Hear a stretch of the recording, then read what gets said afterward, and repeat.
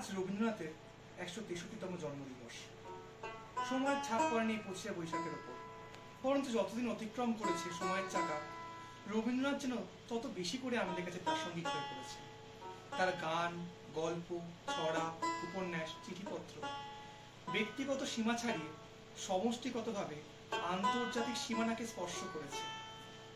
যে কোনো পুজো, যে কোনো প্রেমেরই গল্প হোক না কেন, যে কোনো মানবিক অনুভূতির প্রকাশই হোক না কেন, রবীন্দ্রনাথ এক এবং অদ্বিতীয়।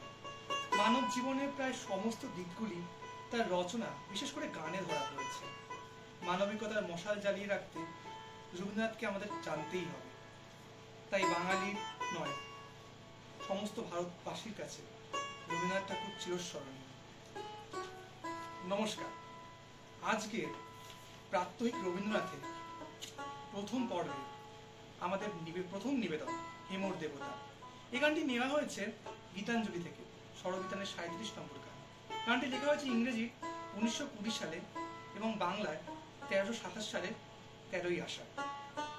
তাহলে আমরা শুরু করছি হেমর দেবতা, পর্যায়ে পূজা, উপপর্যায়ে বন্ধু এবং তাল একতা।